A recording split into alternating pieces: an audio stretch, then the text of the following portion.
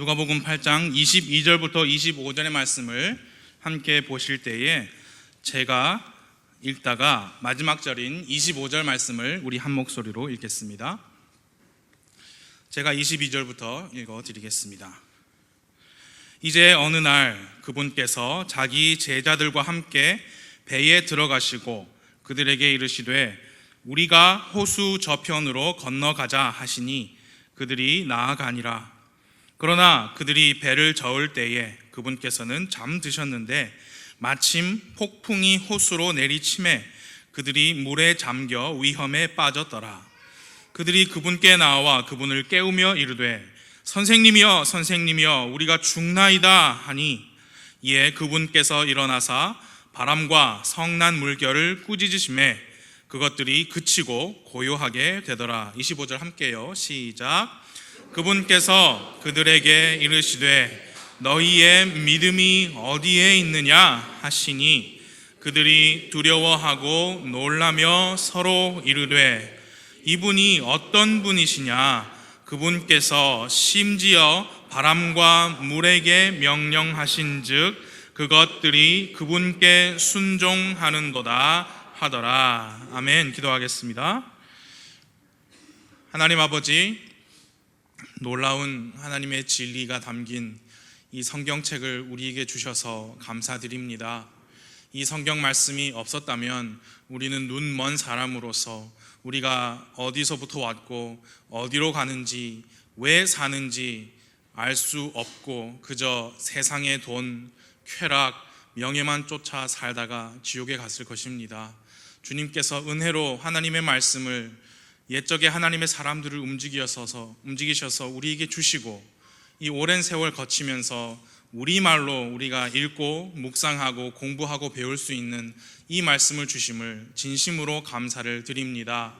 아버지 하나님, 우리는 이 말씀의 사람들이 되기를 원합니다. 이 오후에도 주님께서 의도하신 바 주님의 말씀을 우리 각 사람에게 들려주시고 저를 또 도와주시고 주 성령님께서 우리 모두를 가르쳐 주시옵소서. 이 모든 말씀을 예수님의 이름으로 기도했습니다. 아멘. 앉으세요. 성경 말씀은 하나님의 말씀입니다. 이 말씀은 살아 있습니다. 어떤 책이 그 내용 중에 이 책의 말씀은 살아있다라고 주장하는 책은 이 지구상 역사상의 성경책밖에 없습니다. 이 책의 말씀에는 능력이 있다. 혼과 영과 골수를 찔러 쪼개는 분별하신 분이다 라고 주장하는 책은 이 성경 말씀밖에 없습니다. 살아있는 책입니다. 그래서 우리가 매년 일독을 하지만 내년에도 또 읽으면 또 읽혀지는 책이 성경책입니다.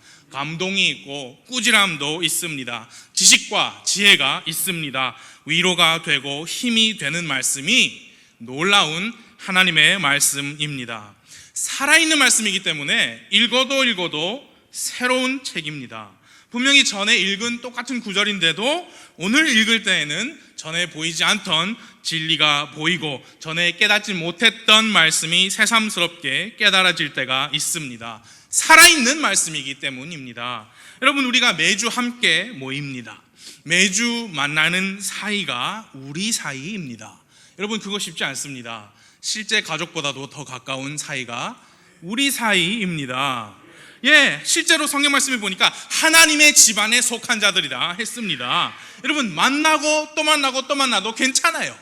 반갑습니다. 함께하는 시간이 좋습니다. 여러분, 오늘 함께 만났으니까 다음 주에 또 만나시면 우리가 서로 질리고 지루할까요? 그렇지 않습니다. 왜냐? 우리는 영을 나눈 하나님의 집안에 속한 살아있는 하나님의 자녀들이기 때문에 보고 또 봐도 만나고 또 만나도 또 반갑고 또 즐거운 사이입니다. 성경 말씀도 마찬가지예요. 살아있는 말씀이기 때문에 읽고 또 읽어도 또 새롭고 또 꿀과 같이 단 것이 하나님의 말씀입니다. 그 감동은 실로 놀랍습니다. 위대합니다. 우리 인간이 다 설명할 수 없는 그런 넓이와 그런 깊이를 가진 책이 이 성경책인데, 그래서 우리는 이 성경 말씀 안에서 매일매일 묵상하며 읽으며 살아야 합니다. 이 책에서 예수님을 만나고 하나님의 진리를 배우고 깨달으면서 그 원리를 적용하면서 하루하루 살아가시는 분은 복 되신 분입니다. 하나님의 복이 있는 분입니다. 하나님께서 기뻐하시는 분입니다. 제가 이 성경책을 읽다가 또 하나님께서 놀라운 이 말씀을 주셨습니다. 분명히 전에 읽은 부분인데도 다시 새롭게 가르쳐 주시고 깨닫게 해주시고 제 마음을 채워주셨습니다. 바로 함께 읽으신 본문의 말씀인데요, 이 구절은 우리에게 너무도 잘 알려지고 매우 친숙한 내용의 말씀입니다. 이제 예수님께서 그 산상수훈이라고 하는 소위 산에서 말씀을 선포하시기를 마치시고 산에서 내려오셨습니다. 많은 사람들이 예수님을 따랐습니다. 많은 사람들이 그분의 말씀을 들었습니다. 그러나 예수님의 제자들만큼 가까이서 예수님의 능력을 보고 경험하고 그분의 말씀을 들은 그런 사람들이 없었습니다. 이제 본문 말씀에서 이 제자들은 바람과 물조차도 예수님의 명령에 순종하는구나, 그 장면을 직접 경험하고 목격하게 됩니다. 우리는 이미 어렸을 때부터 잘 배워서 잘 알고 있는 말씀입니다. 예수님께서 제자들에게 배를 타고 호수 건너편으로 가자고 말씀하시고 배에 오르셨습니다. 예수님께서 배에서 잠이 드셨어요. 그리고 그 호수에는 폭풍이 내리쳤습니다. 이 폭풍으로 죽을 것만 같아서 그 제자들은 예수님을 깨웠습니다. 그리고 그 이후의 내용 다 아시죠? 예수님께서 바람과 물을 꾸짖으시고 폭풍이 그치고 호수가 고요하게 되었습니다. 그리고 나서 예수님께서 제자들에게 이렇게 말씀하셨습니다. 25절을 다시 보아주십시오. 그분께서 그들에게 이르시되 너희의 믿음이 어디에 있느냐 하시니 그들이 두려워하고 놀라며 서로 이르되 이분이 어떤 분이시냐. 그분께서 심지어 바람과 물에게 명령하신즉 그것들이 그분께 순종하는도다. 예수님 말씀하셨습니다. 너희의 믿음이 어디에 있느냐. 제가 읽으면서 그 부분이 성경책 종이에서 번쩍 저에게 뛰어나왔어요. 왜냐하면 여러분은 어떨지 모르겠지만 저에게는 그 내용이 마태복음과 마가복음에 똑같은 사건이 기록되어 있는데 거기에 더 익숙하거든요. 마태복음 8장 26절에는 예수님께서 이렇게 말씀하셨어요. 오 믿음이 적은 자들아. 들어보셨죠? 너희가 어찌하여 두려워하느냐. 그렇게 말씀하셨어요. 그리고 마가복음 4장 40절에서는 똑같은 사건인데요, 예수님이 이렇게 말씀하셨습니다. 너희가 어찌하여 이렇게 두려워하느냐. 어찌 너희가 믿음이 없느냐. 그 두 가지 표현이 저에게 더 익숙했던 것 같아요. 이 누가복음 말씀을 읽을 때 오잉? 다르게 다가오는 겁니다. 왜냐? 믿음이 적은 자들아 라는 말씀을 읽으면 나의 믿음이 더욱더 자라나고 증대되기를 바라는 그런 마음이 생깁니다. 어찌 너희가 믿음이 없느냐 라는 말씀도 그와 비슷한 촉구와 도전과 부담을 줍니다. 내가 믿음이 있기는 한데 내가 이 실생활에서 그 믿음이 잘 안 나오는 게 문제구나. 내가 믿음대로 생활하지 못하는 게 문제구나. 그렇게 우리의 마음이 움직여지고 영적인 생각을 하도록 하는 게 말씀의 능력입니다. 여러분, 성경 말씀 읽으실 때 그런 영적인 생각을 하셔야 해요.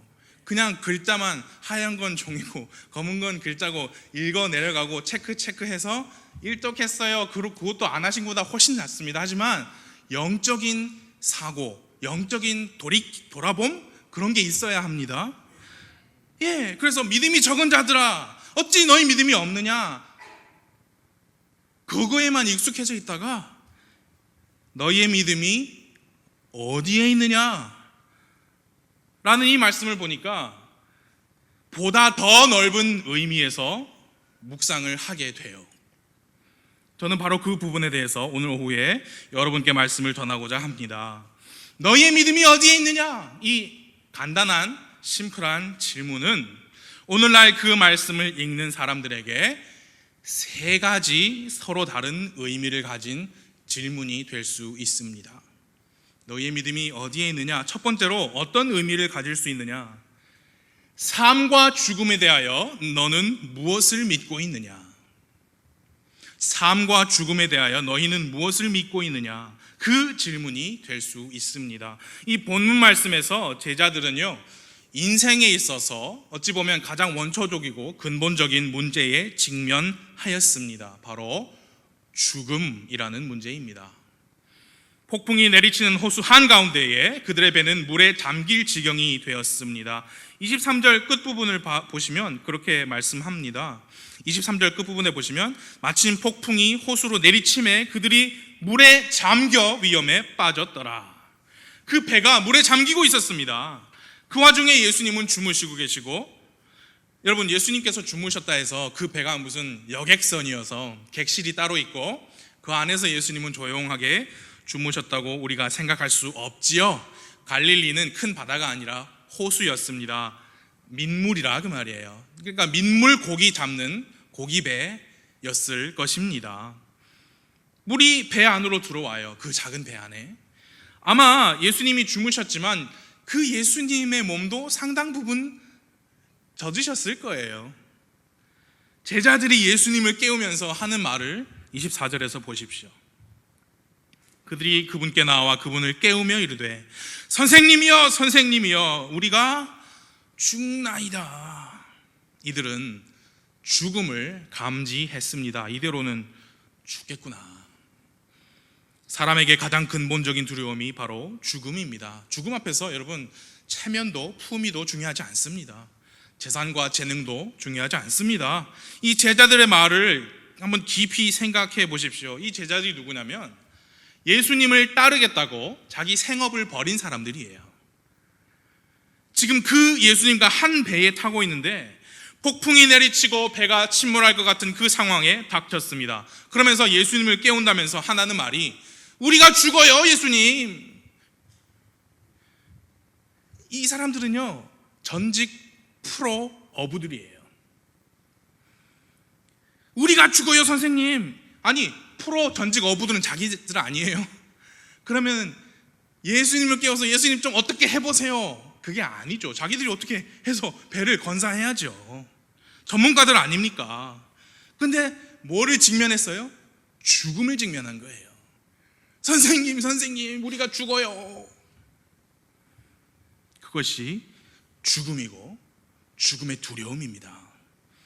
예수님께서 죽음을 목전에 두고 두려움에 떨었던 제자들에게 그렇게 물으신 거예요.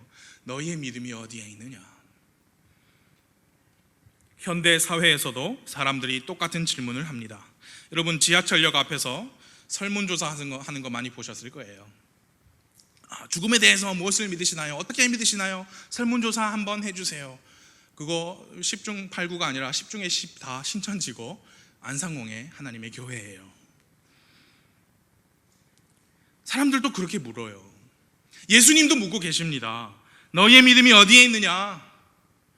이만희 총재요. 그리스도 안상홍이요. 여러분 제가 찍어놓은 사진이 있는데 무슨 건물을 뭐 헌당하나 봐요. 안상홍 그쪽에서.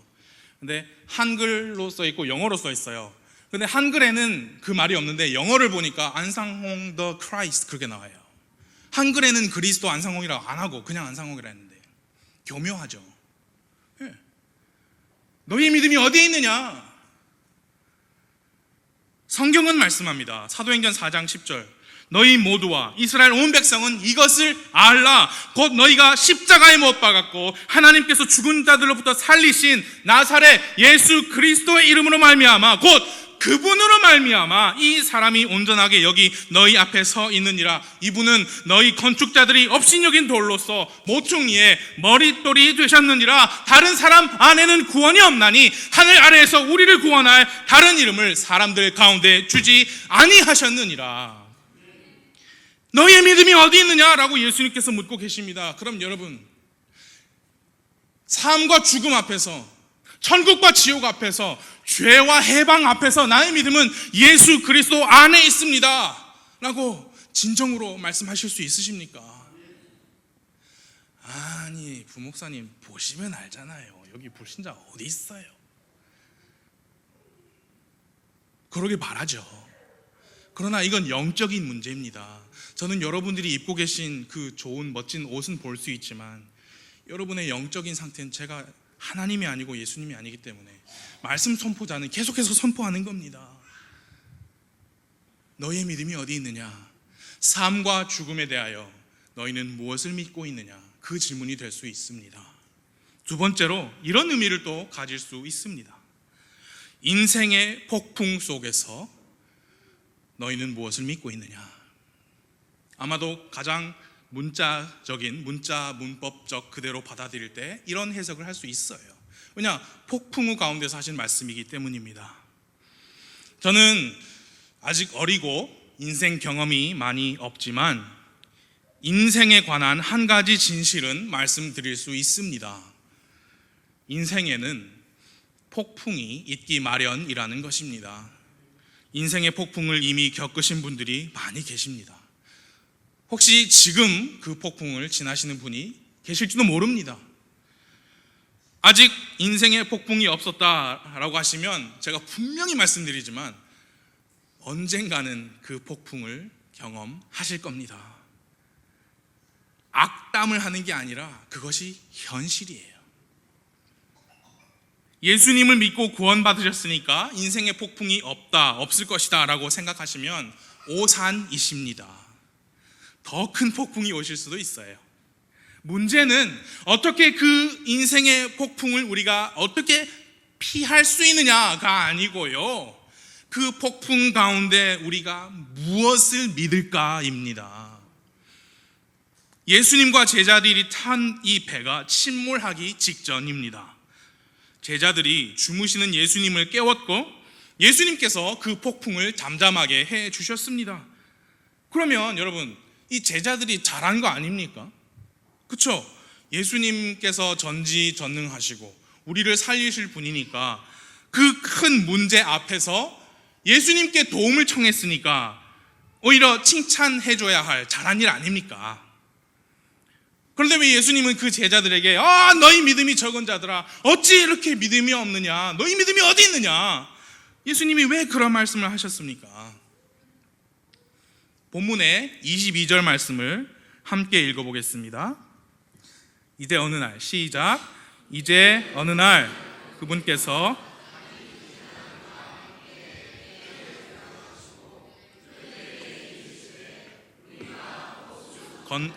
건너가자 하시니 그들이 나아가니라. 예수님 말씀을 자세히 보세요. 우리가 호수 저편으로 건너가자. 예수님께서 건너가자 하셨으면 건너가시는 겁니다. 폭풍이든 태풍이든 허리케인이 와도 예수님께서 호수 저편으로 건너가자 하셨으면 건너가게 돼 있습니다. 제자들은 폭풍이 내리쳐서 배가 물에 잠기게 됐을 때 그 예수님께서 하신 말씀을 까맣게 잊어버렸어요. 예수님이 뭐라 그랬어요? 건너가자. 그걸 까맣게 잊어버렸습니다. 예수님의 말씀에 어떤 능력이 있었는지 이미 그 전에 직접 많은 기적들을 목격해서 알고 있는 사람들입니다. 이 제자들이 그분께서 말씀하시기를 호수 저편으로 건너가자고 하셨으면 무슨 일이 있어도 건너가시게 되어 있다는 그런 말씀에 대한 믿음을 가져야 하는데 그 말씀을 믿는 대신에 두려움에 벌벌 떨었습니다. 그래서 예수님이 그렇게 물으신 거예요. 너희의 믿음이 어디에 있느냐? 오늘날 우리에게도 동일한 질문을 하시고 계십니다. 너희 믿음이 어디 있느냐? 제가 사회에서 라인을 잘 타요. 제 믿음은 라인에 있습니다. 제 카드 한도가 어마어마하거든요. 제 믿음은 신용카드에 있습니다. 제가 법 쪽에 의료계 쪽으로 인맥이 좀 있어요. 제 믿음은 인맥에 있습니다. 인생의 폭풍 가운데서 우리는 무엇을 믿고 있습니까? 그 질문이에요. 인생의 폭풍 가운데서 우리는 무엇에 희망을 걸고 있습니까? 다 잘 될 거야. 제가 누누이 말씀드리잖아요. 다 잘 될 거야. 꿈은 이루어진다. 생각하고 말하는 대로 된다. 긍정적으로 사고하고 살면 된다. 하늘은 스스로 돕는 자를 돕는다. 등등. 세상은 갖가지 듣기 좋은 말들로 사람들의 귀를 즐겁게 해주려고 하고 있습니다. 구원받으신 하나님의 자녀는 인생의 폭풍 속에서 하나님의 음성에 귀를 기울이고 하나님의 말씀을 믿습니다. 좌로나 우로나 치우치지 않고 말씀 위에 굳게 서면 폭풍우한 가운데서도 고요한 중에 임하시는 하나님의 평안, 하나님의 위로를 얻을 수 있습니다. 세상의 풍파가 휘몰아치는 중에서도 하나님의 말씀 안에 있는 진리의 빛이 나를 인도하실 수 있습니다. 하나님이 묻고 계십니다. 예수님이 묻고 계세요. 너희의 믿음이 어디 있느냐? 어디 있느냐? 뭘 믿고 사느냐 지금? 그 어려운 인생 살면서 그 폭풍 가운데 뭘 믿고 사느냐? 요즘에 많은 그리스도인들이 하나님의 말씀을 믿는 대신에 다른 어떤 것을 믿고 있는 듯 해 보입니다. 예수님께서 호수 저편으로 건너가자고 하셨으면 어떤 폭풍이 와도 분명히 호수 건너편으로 갈 것이라는 믿음으로 나아가면 됩니다. 요즘 어떤 분들은요, 이 폭풍 속에서는 우리가 이렇게 배를 몰아야만 호수를 건널 수 있다 라고 믿는 사람들이 많아 보여요. 이 배가 지금 침몰하지 않고 호수를 잘 건너가는 일이 마치 자신들의 신념과 노력에 달려있다고 믿는 것 같습니다. 그래서 자신들의 신념대로 하지 않으면 이 배는 침몰할 것이고 우리 모두는 죽을 거라고 믿는 듯 해 보입니다. 여러분, 배가 침몰하느냐 침몰하지 않느냐는 우리 손에 달려있지 않습니다. 우리 손에 달려있는 게 아니에요. 예수님께서 호수 저편으로 건너가자라고 말씀하셨습니다. 그러면 배가 침몰하느냐 침몰하지 않느냐는 예수님의 말씀에 이미 정해진 것입니다. 우리는 그 말씀을 믿고 나아가면 됩니다. 그러다가 인생의 폭풍을 맞을 수 있지만 예수님이 말씀하셨으니까 그 말씀을 붙들고 나아가면 되는 거예요. 정말 어떤 그리스도인들이라 하는 분들이 말하고 행동하는 것을 보면 마치 이렇게 믿는 것 같아요. 우리가 이 배의 선장을 누구누구로 뽑아야 하고 이런 정책으로 배를 움직여야 하고 이런 방향으로 노를 저어 나가야만 이 배가 침몰하지 않을 수 있습니다. 그렇게 믿는 것 같아요. 그리스도인들이. 본문을 보니까 이 배의 운명은 예수님 손 안에 있었습니다. 성경을 보니까 우리 혼의 운명이 하나님 손 안에 있습니다. 나라와 민족들이 하나님 손 안에 있습니다. 전 세계가 하나님 손 안에 있습니다. 여러분, 정신 차려야 합니다. 예수님 손 안에 있는 배는 예수님께서 알아서 하실 것입니다. 하나님 손 안에 있는 세상은 하나님께서 알아서 하실 것입니다. 우리는 그 안에서 우리 스스로 배의 사공이 되려고 하지 말고 하나님께서 하신 말씀을 믿어야 합니다. 예수님께서 그렇게 묻고 계신 겁니다. 너희 믿음이 어디 있느냐? 너희 믿음이 지금 어디에 있느냐? 여러분, 지금 인생의 폭풍을 지나고 계신다면 그분은 다른 분들보다 더 많이 성경 말씀을 읽고 묵상하셔야 해요. 더 많이 기도하셔야 하고 더 열심히 모이는 자리에 힘쓰셔야 하고 말씀에 선포되는 자리에 더 열심히 신실하셔야 합니다. 왜? 폭풍을 주관하시는 분이 하나님이시니 우리는 그분의 말씀에 집중하고 그분의 말씀에 귀를 기울여야 합니다. 더 그래야 해요.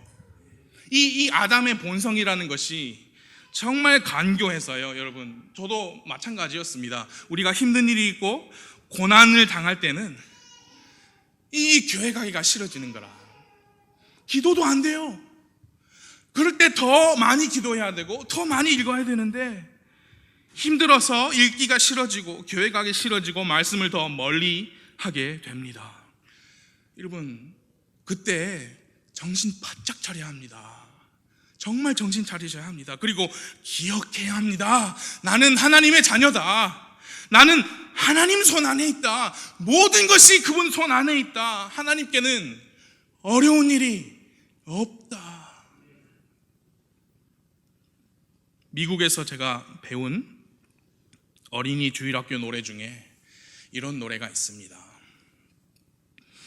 여러분, everything이라는 단어 아시죠? 모든 것, everything. 그리고 나 괜찮아 할 때 I'm alright. 여러분, 차 후진할 때 뒤에서 봐주면서 alright 하잖아요. 그게 alright이에요. 와도 괜찮아, 괜찮다는 뜻이에요. Everything's alright. 모든 것이 괜찮다는 뜻이죠. In my father's house. 그 단어 아시죠? 다들 영어 잘하시니까. In my father's house. 내 아버지 집에는 모든 일이 괜찮다 그 말이에요. Everything's alright in my father's house. In my father's house. In my father's house. Everything's alright in my father's house. 거기는 기쁨이 있기 때문이다. There is joy, joy, joy. 삶이 고달프고 아픔이 나를 짓누를 때 기쁨과 평안은 없고 슬픔과 고통만이 나를 사로잡을 때, 지금 내 발등에 떨어진 문제와 고민으로 내 온 정신과 생각이 그 염려와 그 걱정으로 고통받고 있을 때, 여러분 잠시 멈추시고 기억하세요. Everything's alright in my father's house. 내 아버지 집에는 아무 문제 없다. 왜냐? 내 아버지가 거기 계시니까. 그분 손 안에 내가 있는데 무슨 걱정이야. 예수님께서 말씀하십니다. 너희의 믿음이 어디에 있느냐. 첫 번째 의미로 삶과 죽음에 대하여 너희는 무엇을 믿고 있느냐. 그리고 두 번째로 인생의 폭풍 속에서 너희는 무엇을 믿고 있느냐. 그리고 마지막으로 그 질문은 이런 의미를 가질 수도 있습니다. 너희의 믿음이 어디 있느냐? 그리스도인으로서 너희는 믿음으로 지금 무엇을 하고 있느냐? 그리스도인으로서 너희는 믿음으로 뭘 하고 있느냐? 여러분, 두 번째 그 의미가 인생의 폭풍을 통과하는 분에게 주시는 질문이라면, 이 마지막 세 번째 의미는 지금 그런 현재 인생의 폭풍이 없는 그리스도인들에게 주시는 질문입니다. 그리스도인의 삶을 살면서 너의 믿음이 어디에 있느냐? 그 질문은 뭐냐면 그 삶 속에서 그리스도인의 믿음이라는 게 도무지 보이지 않을 때에 주시는 질문입니다. 너의 믿음 지금 어디에 있느냐? 이 세 번째 의미를 더 이해하기 위해서 우리 함께 마태복음 14장을 찾아가서 보시겠습니다. 마태복음 14장 28절부터 보시면, 여러분 잘 아시는 내용입니다. 제자들끼리만 배에 있는데 바람이 좀 불었어요. 그래서 예수님께서 바닷물 위로, 호수물 위로 걸으셔서 가까이 가셨죠. 그래서 제자들이 보고 여기다! 깍! 하면서 두려워 소리를 질렀어요. 그래서 예수님께서 안심하라, 나니 두려워하지 말라. 그랬더니 이제 나서기 좋아하는 베드로가 또 나서는 거예요. 주시거든, 뭐라 그랬습니까? 주시거든 물 위로 죽게 오라고 내게 명하소서 그랬죠. 이제 29절 보세요. 마태복음 14장 29절. 그분께서 오라 하시매 베드로가 배에서 내려 예수님께 가려고 물 위로 걸어가되 바람이 사나운 것을 보고 두려워하다가 가라앉기 시작하며 소리질러 이르되 주여 나를 구원하소서 하니 예수님께서 즉시 손을 내미사 그를 붙잡으시며 그에게 이르시되 오 믿음이 적은 자여 어찌하여 의심하였느냐 하시니라. 그들이 배에 들어갈 때에 바람이 그치니 이에 배에 있던 자들이 와서 그분께 경배하여 이르되 진실로 주는 하나님의 아들 이로소이다. 여러분 잘 아시는 내용이고요. 우리가 읽은 본문과는 다른 사건입니다. 예수님께서 말씀하셨어요. 제자들이 영이다 무서워하니까 안심하라, 난이 두려워하지 말라. 그래서 베드로가 주시거든 나한테 명령하셔서 물 위로 걸어오게 하소서. 그 후의 내용은 우리가 방금 읽은 그대로입니다. 그래서 이제 베드로가 물 위를 걸었죠. 얼마나 걸었는지는 정확하게 모르지만 걸었어요. 그러다가 또 빠져들어가서 예수님께서 구해주셨고, 오 믿음이 적은 자여 어찌하여 의심하였느냐 하셨습니다. 여러분, 베드로가 나중에 빠지긴 했지만 조금 걸은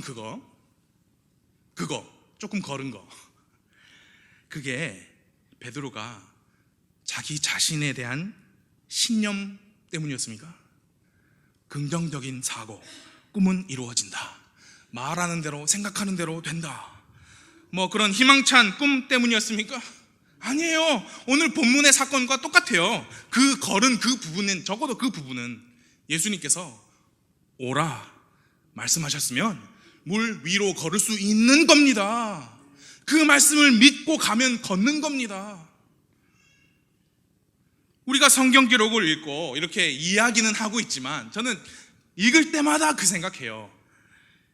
실제로 내가 그때 그 상황이었었다면 예수님께서 오라 라고 하셨을 때 내가 과연 내 발을 배 밖으로 내밀어서 물 위를 걸을 수 있었을까? 여러분 한번 상상해 보세요. 내가 과연 그렇게 할 수 있었을까? 오늘 2019년에 예수님께서 우리에게 실제로 해운대 앞에 앞바다에 물 걸으라 말씀하시지 않으세요. 그러나 예수님은 항상 우리에게 영적인 물 위로 나와서 걸으라고 말씀하십니다. 내가 그 물 위로 발을 내디디면 어떤 일이 벌어질지 전혀 알 수 없는 그런 상황에서 예수님은 우리에게 이 영적인 그 물 위로 걸어오라고 하십니다. 상식적으로 이해가 안 되는 상황입니다. 당연히 내 발이 물 속에 빠질 것 같은 그런 상황에서 예수님이 말씀하십니다. 물 위를 걸어서 내게 걸어오라. 너희 믿음이 어디에 있느냐? 이런 의미예요, 여러분. 그리스도인으로서 나는 지금 믿음으로 무엇을 하고 있느냐? 그 어떤 일, 아무리 생각해도 일반 상식으로는 이해가 되지 않지만 주님께서 나에게 하라고 말씀하신 그 어떤 일, 그 말씀을 믿을 때에만 내가 할 수 있는 그 어떤 일, 지금 나는 믿음으로 무슨 일을 하고 있습니까? 어떤 분에게는 하나님의 것 11조를 하나님께 드리는 일이 뭐냐? 물 위를 걷는 일이에요. 이 아무리 계산기 두드려도 안 돼. 상식적으로 이해가 안 가요. 내가 발을 내딛어서 그 물에 탁 갈 때 뭐 생각할 거 없죠. 물이 푹 빠질 게 뻔해 보이는 그런 상황인데 예수님은 계속해서 나에게 물 위로 걸어오라고 말씀하시는 거예요. 믿음 없이는 할 수 없는 거예요. 어떤 분에게는 그게 물 위를 걷는 일입니다. 또 어떤 분에게는 그 부분은 땅을 걷는 것처럼 쉬운 부분이 되었지만 그 이상의 부분, 오늘 목사님께서 조금 전에 선교 헌금을 말씀하셨어요. 그 부분은 11조 그 이상이잖아요. 11조는 드리고 있지만 땅 위를 걷는 것처럼 그 이상은 도저히 상식적으로 불가능해 보이는 그런 일이에요. 어떤 분에게는 그런 일이에요. 그렇게 했다가는 내 발이 물에 빠질 게 뻔해 보이는데, 그런데 예수님은 계속해서 나에게 물 위로 걸어 나오라, 계속해서 나에게 말씀하시는 거예요. 그 예수님의 말씀을 믿었을 때에만 할 수 있는 그 어떤 일, 나는 지금 믿음으로 뭘 하고 있습니까?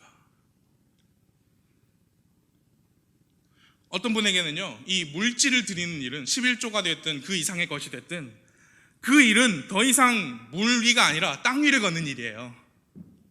그러나 전도하는 일이 물 위를 걷는 일일 수도 있습니다.